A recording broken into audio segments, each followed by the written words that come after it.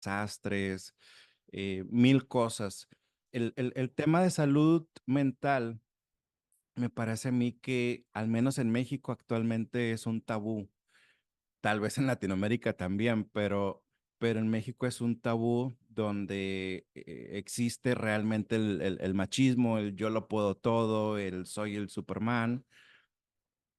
pero al final del día somos seres humanos y necesitamos tener esa terapia como parte de la canasta básica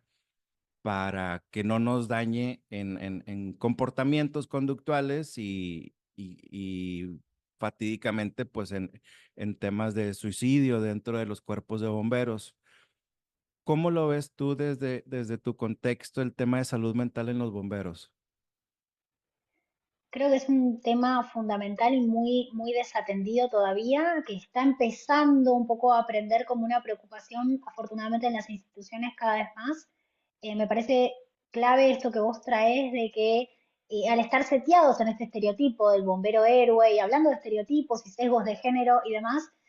parece que incorporar las emociones que genera la tarea fuera algo que no se puede hacer, ¿no? No se puede. La emergencia está para responder y después no volver a integrar esas emociones nunca más. Y yo a veces escucho conversando con colegas que ya son un poco más amigos, decir, bueno, pero yo en mi casa no puedo hablar de estas cosas, entonces yo ya me quedo así todo el día. Y cuando él en ese caso me dice me quedo así, quiere decir, me quedo en modo robot desatado de cualquier tipo de sentimiento, de cualquier integración de la vida, y así vuelve a su casa y tiene sus vínculos con su esposa, con sus hijos, con su familia.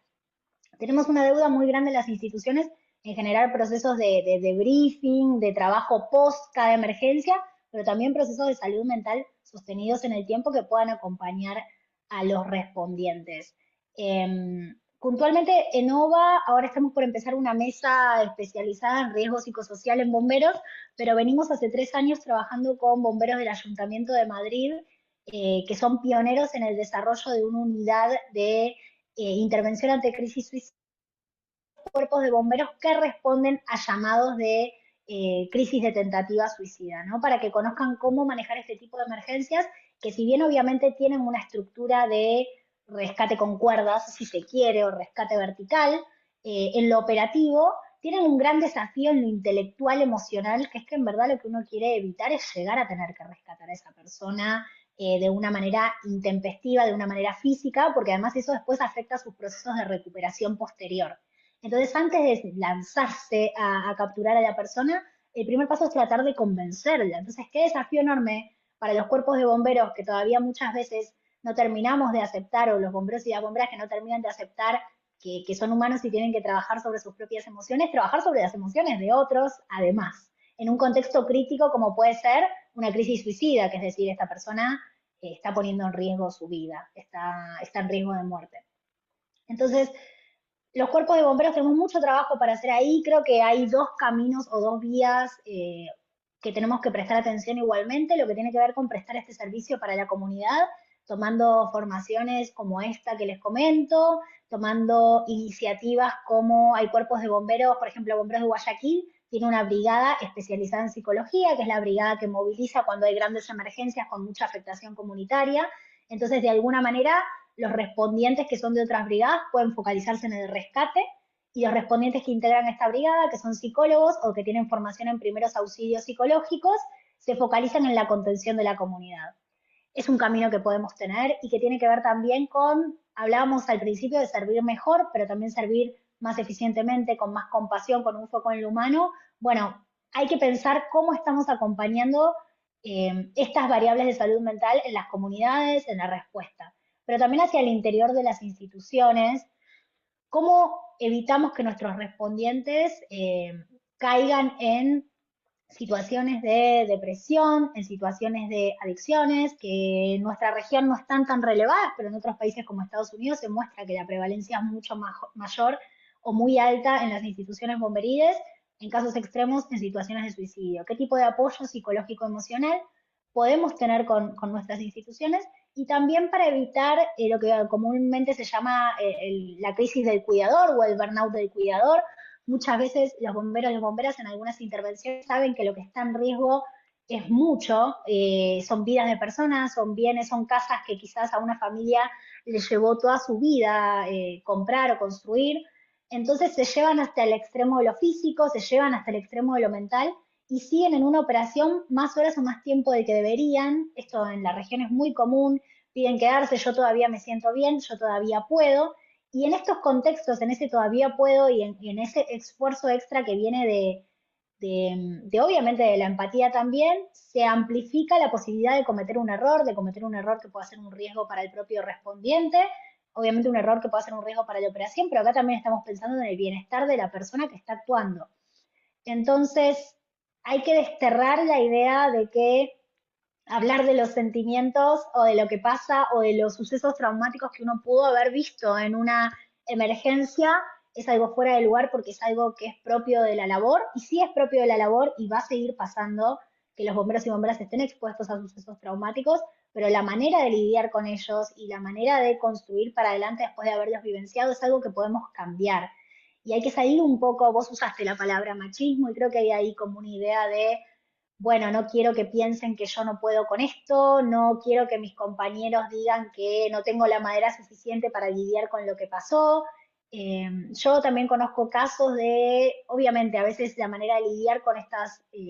vivencias tan extremas es el humor, pero hay veces que hay gente que no se siente cómoda con ese tipo de humor, pero no se anima a Claro. decirlo tampoco, porque es el código de la convivencia de los cuerpos de bomberos.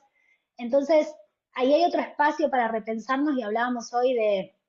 incorporar los cambios en la sociedad, de escuchar también a las nuevas generaciones y de ser instituciones de nuestra época. Y creo que ahí hay otro camino en el que tenemos que aprender a ser instituciones de nuestra época y entender que los recursos están ahí para que los bomberos estén y las bomberas estén mejor, presten el servicio mejor, se sientan mejor y tengan menos impacto en sus vidas del trabajo que eligieron hacer. Que tengan, en este caso, un mejor bienestar emocional cuando vuelven a su hogar, que en definitiva es lo que tienen que lograr, volver con bienestar físico, por supuesto, y con condiciones de seguridad en la emergencia, pero también poder tener vidas sanas y felices fuera de los cuerpos de bomberos. Entonces, hay ahí una variable en la que nos tenemos que concentrar cada vez más para adelante, que sin duda es un gran desafío a futuro, que de nuevo creo que por suerte está entrando en la conversación, por suerte hay más cuerpos de bomberos que están incorporando estos procesos, obviamente hay limitaciones de financiamiento, recursos en muchos de los temas que estamos charlando, pero creo que hay caminos alternativos cuando hay voluntad, ¿no? Y esto lo decía Claro. también con respecto a género. Yo me pregunto, los cuerpos de bomberos, yo entiendo perfectamente que algunos pueden no tener profesionales de psicología, profesionales especializados. Estoy segura que en sus comunidades hay universidades, cercas o centros educativos o centros comunitarios. Entonces quizás pueden estar en